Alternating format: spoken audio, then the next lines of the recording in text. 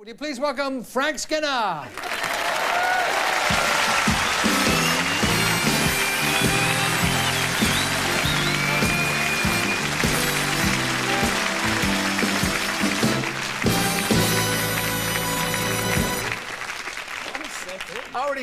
said alternative, and a few of them went, what does that mean? I said, Frank's fine. It's because this is, you've had your own series. Well, you've been in a series on Channel 4. Been in a series on Channel 4. But this is this first television on what they call mainstream, isn't it? Proper television. Proper television, yeah. This is it. I've arrived, really. First, I'm feeling a bit tired tonight. I was woken up at 6:30 this morning by the postman. So I'm not going to sleep with him again.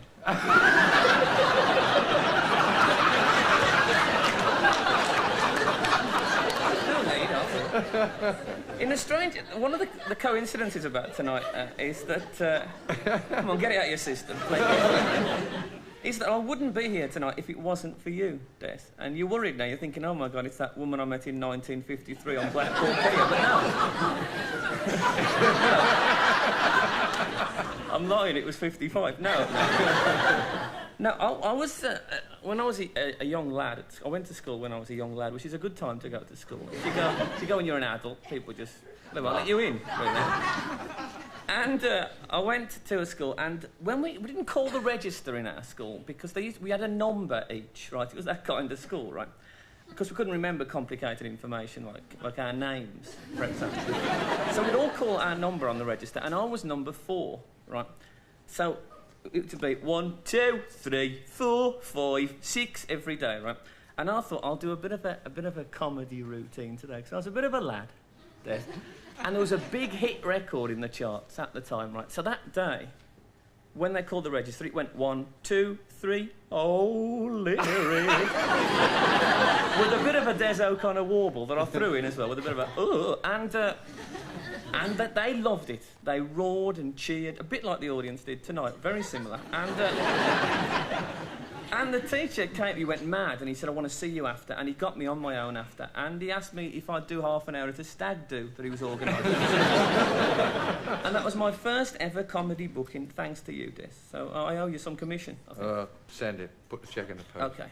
The accent of yours, I guess a lot of people would pick up as being Brummy, but it isn't just Brummy. Accent? What accent? What accent? that sound, but it isn't Birmingham, is it? It's more north. I was born in... Yeah, it is Black Country. I was born in West Bromwich, in fact. And, well, I know that here. Someone went, Is anyone here from round there, Cridley, Heath and Dudley and Tipton and Gornal? See, I know. Nobody at all. It's a very popular area. No, I was born in West Brom. I'm a big, I must admit, a West Bromwich Albion supporter. The Throstles? Indeed, yes. So I'm not used to big crowds like this. What do you think about the Rugby World Cup? Is that some of you... I mean, you do rugby? I'm not the fans are well behaved, aren't they? Better than football, I must admit. I went to a football match with a friend of mine who'd never been to a football match before. And he was very confused, because we were at one end of the ground, and at the other end there were all these hooligans going, yo, get up where you go. What? And this friend of mine started going...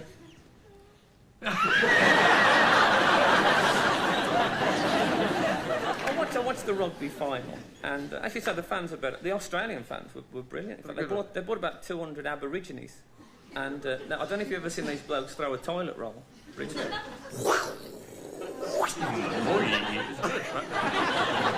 And the chanting they were doing, they were going, here we go, here we go, here we go, wow.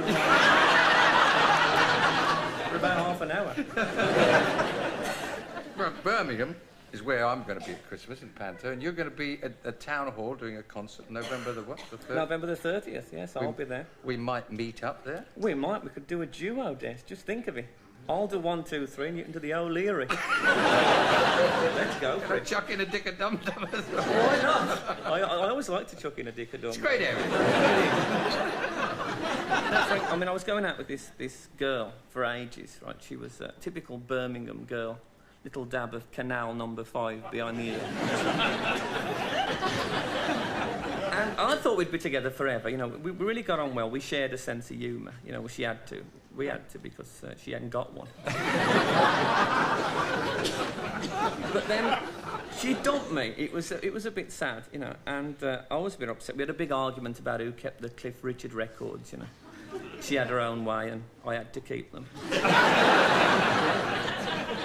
And it was a blow because, you know, I mean, I don't know if this wouldn't happen to a good-looking guy like yourself, Des, but when you get ditched, no, it wouldn't because I mean it hurts. They do say, in fact, that 90% of tramps become tramps because of a broken heart, and that's a bit sad, isn't it? It is sad. And I wonder how long this process takes. I mean, does a bloke get in one night and his girlfriend says, look, Dave, I've met someone else. It's all over. And he says, oh, no. Look, you haven't got 10 pence for a cup of tea.